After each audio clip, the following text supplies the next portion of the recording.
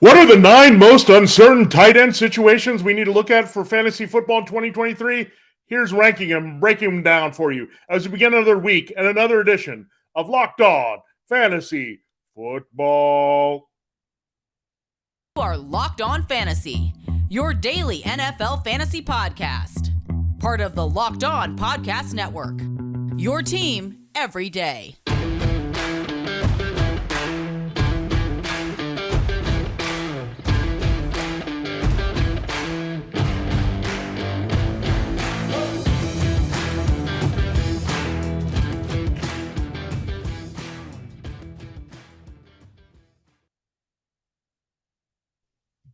Greetings, everyone, and welcome to another edition of the Locked On Fantasy Football Podcast. As usual, I'm your host, Vinnie Iyer. When I'm not doing this, I'm writing about NFL and fantasy football for sportingnews.com. It is a quiet part of the NFL offseason. That's why we're catching you up on some lists here. And we've been on a series of looking at the most uncertain situations. This is the battles that we're going to look forward to in training camp to figure out who's going to be highest in the pecking order for our offensive production here from the skill position. So we looked at quarterback, running back, and wide receiver last week. So we're going to focus on the tight ends. A lot of question marks there, but a lot of teams also stacked with talent on their depth chart. So we want to examine how those situations might play out and where you can extract fantasy football value from that. So we're not talking about the Travis Kelce, George Kittle, Mark Andrews type of situation, but where there's real battle, we're not sure who's going to be the top producer there in terms of catching passes, scoring touchdowns, all that good stuff we want for fantasy football. So we'll dive into it here on today's show. We'll look at the top 9. We'll count down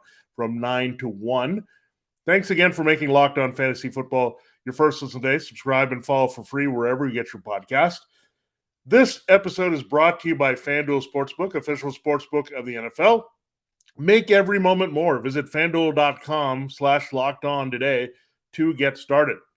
Hope everyone's had a pretty good Memorial Day, good time to reflect and rest up here. But now we got to still prepare for fantasy football here. We'll do that for you all offseason long through training camp. We'll look at our core questions for every team coming up here as we turn the calendar to June. So looking forward to breaking that down for you. But we still need to look at the key tight end situation to break down. So let's dive right into number 1 in the backwards sense. We go to number 9 first. Now, this is number 9, even though there's a crowd here with the Colts, just not a lot of value that we're feeling because it's so spread out. But we figure one of these guys could emerge with the new quarterback if Anthony Richardson beats out Gardner Minshew sooner rather than later. And it's a new offense here that the Colts are absorbing without Frank Reich. So a list of possibilities here as well with these guys. Jelani Woods listed number 1 on the depth chart.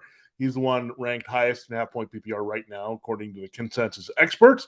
You have Mo Alley-Cox still hanging around on this roster. Kylen Granson, they were once high on him.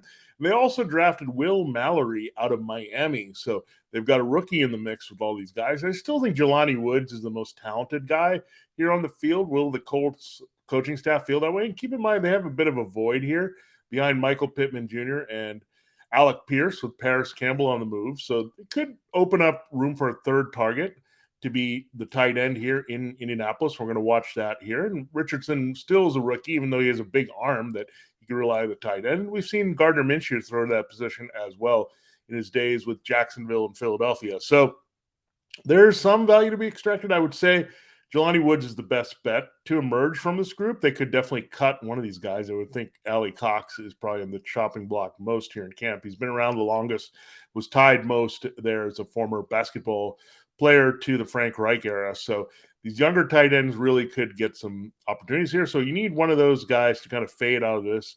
Maybe Mallory just being seen as a developmental guy and move him out. And then if it gets between Woods and Granson, now we're talking, we might get some value here. But I would side with Jelani Woods. I liked him coming out of Virginia in the draft. Very good athlete. I think they're going to see what he can do a little bit more with his new coaching staff. So I feel pretty confident there. And keep in mind, the offensive coordinator comes from Tennessee as well. So there's going to be some of that mindset in using an athletic tight end. They've had that history there a little bit. Had it earlier with what they were doing with Delaney Walker. Then it transitioned all the way to Chig Okonkwo, who's the option right now, number 1 in Tennessee. So we'll see. But Jelani Woods, similar athlete. Again, opening there. We'll see how it plays out. Deep sleeper right now. But we need to mention them, the Colts, at number 9. Number 8, another sleeper that I'm putting my radar on deeper in drafts is Sam Laporta. There's not a lot of competition there as they try to replace TJ Hawkinson, who was traded mid-season to the rival Vikings last year. So you look at Sam Laporta, he comes from Iowa, same program that produced one Hawkinson, and then Brock Wright and James Mitchell. These guys had their moments. You also had a bit of Zylstra in the mix there, but it was really messy. There was that one game, I think, where 3 tight ends scored for Jared Goff. So we know that he likes throwing to the tight end. He would like to have a dedicated guy that he can trust a little bit more as that number 1. They're battling Jameson Williams suspension early in the season, so they won't be without a key field stretcher. They have Amon-Ra St. Brown as their number 1. Josh Reynolds is not a big threat there as your number 3, so it opens up the door a little bit for Laporta if he can win this battle over Wright and Mitchell. So we want to see that. I think this rookie has some upside. And again, it usually takes 1 year for a tight end to get his feet wet in the NFL and be reliable as anything more than just a developmental guy learning how to catch passes and block to stay on the field. But Sam Laporta comes in pretty polished. He's got good pedigree here. We know it's not only Hawkinson, but George Kittle came from Iowa. We know back in the day, Dallas Clark. So there's a long history of tight ends from Iowa having some production. We even go back to C.J. Fedorowicz with a bit of flash for the Texans at one point. So Laporta's in a really good situation. Again, this is an underneath thrown offense. Keep in mind that parallel with Jared Goff throwing to Cooper Kupp, that became Amon-Ra St. Brown. Who was his other favorite target? Throwing to the tight ends, whether it's Tyler Higbee or someone else there in Los Angeles. So Laporta fits that bill very well here. So good situation to win that battle in camp, to be a key contributor here on this team, and someone that we can look at maybe more as a rising tight end too at the end here before our fantasy football drafts. The number 7 situation we're also watching with great interest. It also involves the rookie. Is the Raiders post Darren Waller. Now, it's a little bit tougher to get the targets here because we have 3 legitimate receivers. We'll see what they do with Hunter Renfrow now with this new offense. Jimmy Garoppolo batting a little bit of a back issue. They are a little concerned at quarterback, but you look at Renfrow, he was a big part of what Derek Carr wanted to do in the slot, but really didn't have a big role last year, kind of phased, and they went after Jacoby Myers, who can play slot and a big slot at that. So Renfrow might be a little bit limited here in the kind of targets he gets, even though Renfrow, you'd look some of the parallels of Josh McDaniels' old receivers would fall into that category. You have Myers as well, who knows this offense backward and forward from being in New England, and Devontae Adams is a clear-cut alpha. So the other thing we know from Josh McDaniels in New England, tight ends can be king. You lose Waller in that move to the Giants. They had to quickly scramble and get Austin Hooper and O.J. Howard off the scrap heap, but Michael Mayer out of Notre Dame, be interesting to see. I think Hooper would be the guy they'd look at in receiving situations. Howard, we know, is pretty much a blocking tight end pedestrian at this stage of his career, the former Buccaneer who's bounced around a little bit. So you're looking at Mayer versus Hooper. It's going to be an interesting battle there to see if anyone can carve out a key role. It really comes down to, can they get on the field to have impact ahead of Renfrow? That's what it comes down to, because we know Myers is going to be involved. Adams is going to be a clear-cut dominant target guy. But there's history with the tight end with Jimmy Garoppolo, with George Kittle going to San Francisco. So there's all kinds of things that line up very well here for Michael Mayer to really carve out an opportunity after.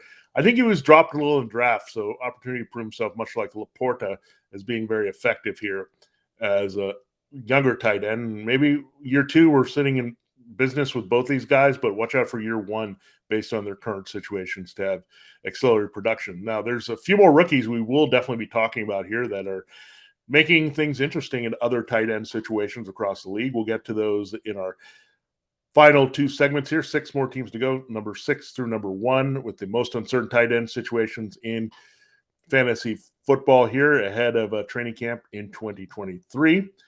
We're excited that the NBA Finals are almost here, and they will be after we have Game 7 between the Celtics and the Heat. It's time to make a fast break to FanDuel during the NBA playoffs, because right now new customers can no sweat first bet up to $2,500 there. That's right. That's $2,500 back in bonus bets if your first bet doesn't win.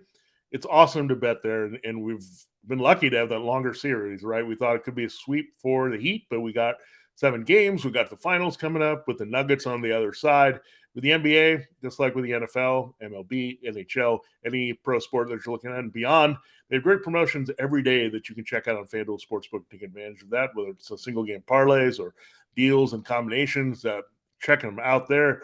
You can be rest assured that FanDuel has a safe and secure app, so you can make your wagers without worrying about anyone getting in on your action, and you can get paid instantly. So when you make those right bets and it all comes true, you can get that money to put right into your bank and go after some more. So there's no better place to bet on all the playoff action than America's #1 sportsbook. That is FanDuel. It's easy to get in on FanDuel. Just visit FanDuel.com/lockedon. Get a no sweat first bet up to $2,500. That's FanDuel.com/lockedon. FanDuel, official sports betting partner of the NBA and a proud sponsor here of Locked On Fantasy Football. All right, it is time to continue the show and break down more uncertain tight end situations. We're looking for answers in fantasy football. Thanks again for making Locked On Fantasy Football your first listen every day.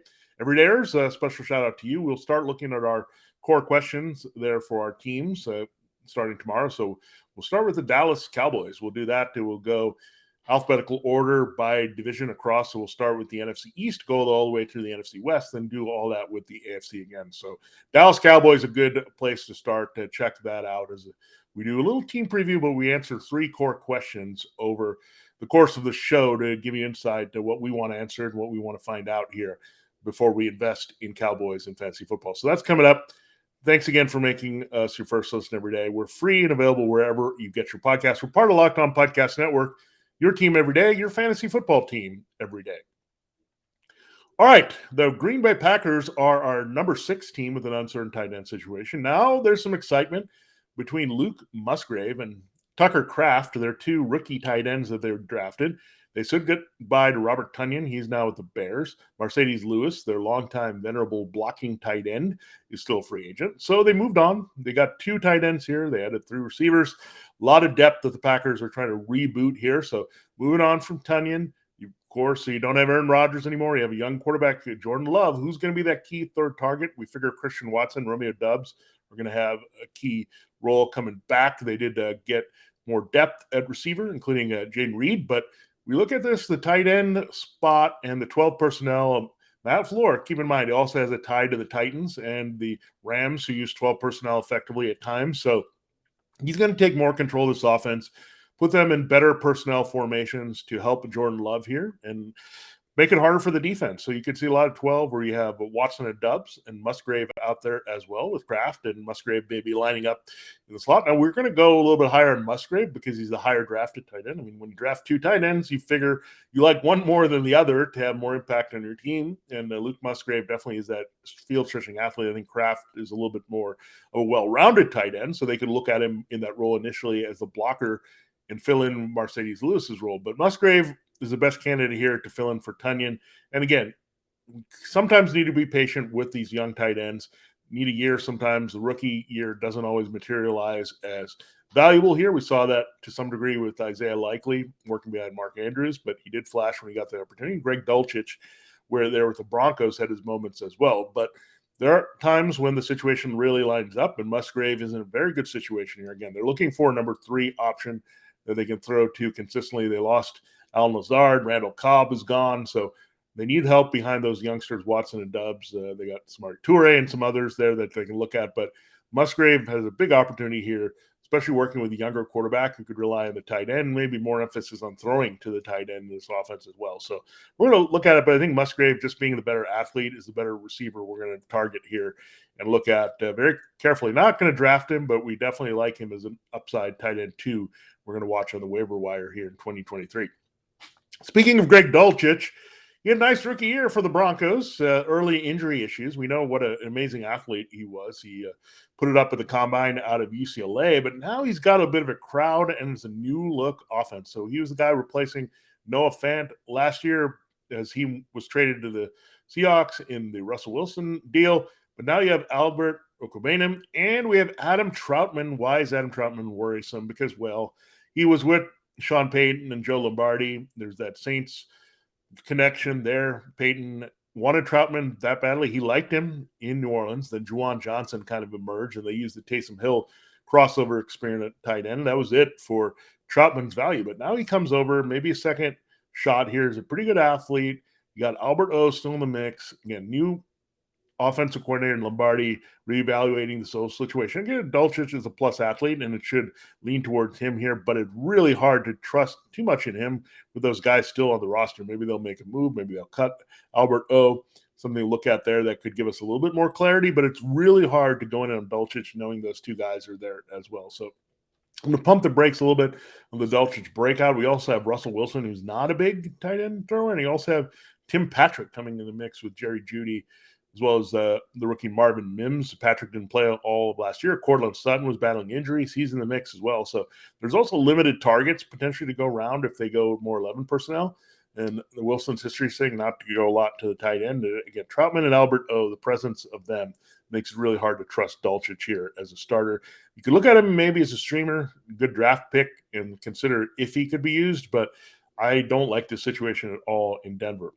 Now, very similar situation in New Orleans. Yeah, Juwan Johnson, you thought he was clear. Okay, Trautman is out of this mix. He wasn't doing much anyway, but Taysom Hill still around despite the acquisition of Derek Carr, giving them a clear-cut starting quarterback. Hill still hanging around as that tight end gadget player. We know that can be concerning, cutting into the running game as well with Alvin Kamara.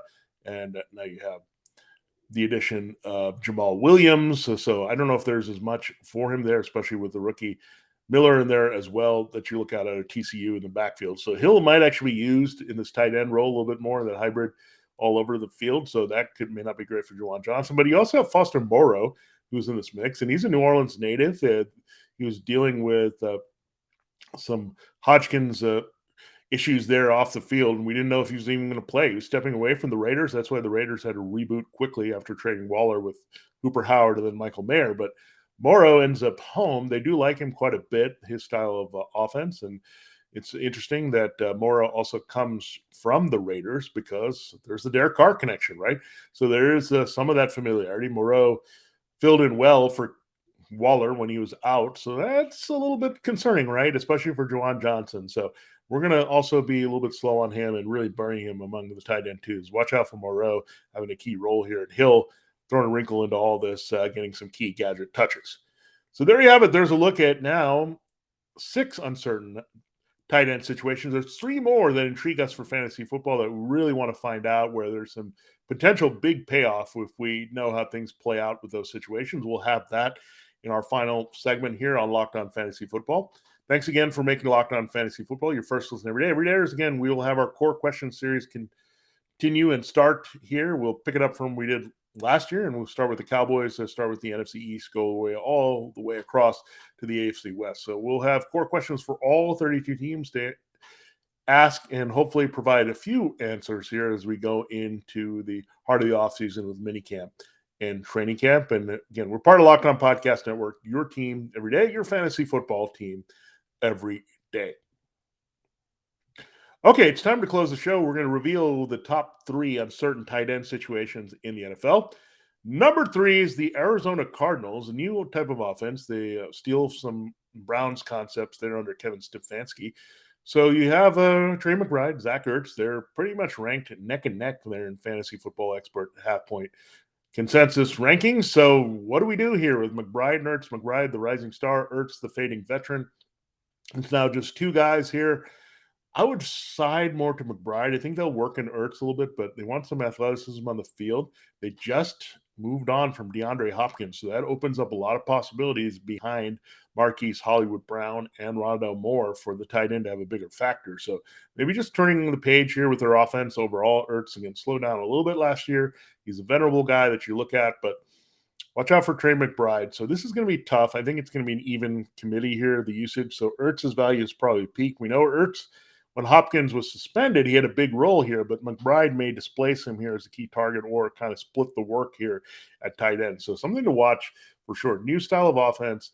You have Jonathan Gannon. He does have some familiarity there with the Eagle style with Ertz, but again, I would think the new coaching staff is going to favor the youngster here with McBride and not get tied because, again, Cliff Kingsbury and Steve Keim went after Ertz there as a key target when in a pinch there for Kyler Murray. So McBride, again, drafted by the previous regime, but also has a little bit more youth and upside there that I think the Cardinals want to push that movement across. So I think it may not be good news for Ertz and fading his value and McBride bumping up, but still looking at them as tight end twos, not draftable at this very stage. But there's some intrigue there because there are some vacated targets without Hopkins that they can look at there for really good production. All right, now we're getting into two situations where we think there could be something that emerges big time. We have the Patriots. How about them? They've got Hunter Henry and Mike Gesicki. So they move on from Jonnu Smith, who ends up as the blocker behind Kyle Pitts in Atlanta. So they move on, and now they have the situation with Hunter Henry and Gesicki. And keep in mind that Bill O'Brien, the two tight end guy, and he comes from Penn State where Gesicki went. So what is going to happen with Hunter Henry and Gesicki? Is it going to be pretty much split? Gesicki is right now getting the fantasy football interest more than Henry, but look at Henry. I mean, he has a good body of work when healthy. We know just a couple years ago, he had a big year catching touchdowns from Mac Jones. Mac Jones is still the quarterback right now. Gesicki is a newcomer. They got to get on the same page. So I wouldn't write off Hunter Henry as being the key target here in New England. Again, he's got experience and he can do a little bit more. Gesicki doesn't give you too much as a blocker. He's not that great in that area. That's why the Dolphins kind of loaded up with guys like Adam Shaheen and Durham Smythe and the people they had there. So he's not going to give you too much in that capacity. So if you want to make a loose interpretation back to what we had with the Patriots before Bill O'Brien, you had Rob Gronkowski and you had the late Aaron Hernandez. And when they were on the field together, that was very effective. Now, I would say the guy that can be more complete the way that Gronk is Hunter Henry. We've seen that in his profile going back to the Chargers. Well, Gesicki, he's a guy that does funny dances when he scores touchdowns, and he's a good receiver there. So I think if you're looking for more value overall that's going to get volume, I think you're looking at Hunter Henry. If you're looking for more touchdown upside, I think it's Mike Gesicki. But we'll have a little bit more clarity as we're going to camp. Interesting signing for sure to put in this mix with Henry, essentially to replace Jonnu Smith, who just wasn't getting it done, being available on the field. That leaves us with our number one uncertain tight end situation. I say it proudly because it's a situation where it might work out where we have two options. That is the Buffalo Bills. And they have Dawson Knox. He's a Pro Bowler. He had a big year. He's catching passes. He's locked in with Josh Allen. Where they do use a first-round pick on Dalton Kincaid. Now, apparently the Bills have a big surprise plan for Dalton Kincaid. They're using him as a hybrid wide receiver. They were supposed to take a wide receiver at some point in the draft, given Gabe Davis was kind of a one-trick speedster to stretch the field opposite Stephon Diggs. Khalil Shakir still getting his feet wet as a potential big slot who can make some plays there. So they go out and change the course of their offense a little bit, maybe a little bit of adjusting here to realize the kind of nature of the AFC and the powerhouses there, including the Bengals and Chiefs, trying to get a different weapon to throw a wrinkle into what they can do with Josh Allen and his arm. So I'm excited about that fact, but how can you say Dalton Kincaid is going to get key targets here? You can't say that for sure because Stephon Diggs is a target monster. We know that Dawson Knox has great chemistry here with Allen. We still know Shakir and Davis have their roles on this team, and we're not sure if they're going to expand James Cook catching passes out of the backfield. So it's really hard to invest in Kincaid, but he does come up with some upside just because of his pure athleticism. Another just great athlete, a little bit similar to what we had with Dulcich coming in last year. He stepped into a good spot eventually, but Kincaid and Knox, they're pretty equally used here. So I'm not sure if you can get separation. I know you can't invest in Knox. I think Kincaid has the higher upside at this point in fantasy football, so something to watch. So here, the athlete and the youngster kind of fits in better, the newcomer in Kincaid versus the Gesicki Henry situation, where I think the incumbent Henry will still have something to say about. But Dawson Knox, Kincaid, we need a lot of clarity on this situation to see how exactly they're going to use Kincaid in relation to Knox. Is Knox still going to get his regular snaps, just in a different way with him sharing the field with Kincaid? So a lot of things we need to see play out a little bit more in training camp. The Bills, of course, are going to probably keep some things under wraps where we won't see it all in camp in the preseason. But again, sometimes you just look for talent and upside, and Kincaid has that talent. So he's a first-round pick for a reason, right? So Knox is a good player, but Kincaid may be just a more dynamic athlete who can be used at wide receiver on a regular basis here more. That could phase out Knox's role to be just occasional key catches and working in the red zone. But something to watch there for sure. But I'm excited to see what the plans are for Kincaid because, again, it was a bit of a head-scratching draft pick when you look at it on the surface. Oh, they took another tight end when they have Dawson Knox, and they just gave him a contract. But there's some special qualities here for Kincaid that definitely need to be explored. Again, number one thing in fantasy football, beyond the situation and production, is the talent. And if a talented player is on the field and can make some plays, they will find a way to do that. So a lot of rookies we did talk about, but watch out for Kincaid as well as the other ones we mentioned, Luke Musgrave, Michael Mayer, Sam Laporta, and Will Mallory, all maybe having some key roles developing here on their teams. It's a very good class of tight ends, and they could come on sooner rather than later. So the typical timeline for their fantasy football relevance and production. So there you have it. There's a breakdown of the 9 most uncertain tight end situations, what we expect to happen, what could develop here, what we're looking for resolution in training camp to come here on Locked On Fantasy Football. Thanks again for making Locked On Fantasy Football your first listen today. Everydayers, again, check us out. We'll have the core questions by the Dallas Cowboys. So we'll have every team broken down for you in depth so we know what to do with their players. So don't worry. We'll start that series here as we count down to training camp. Looking forward to that for you, focusing on those teams. For Locked On Fantasy Football, this has been Vinnie Iyer. Have a great start to your work week, and hope you enjoyed the holiday.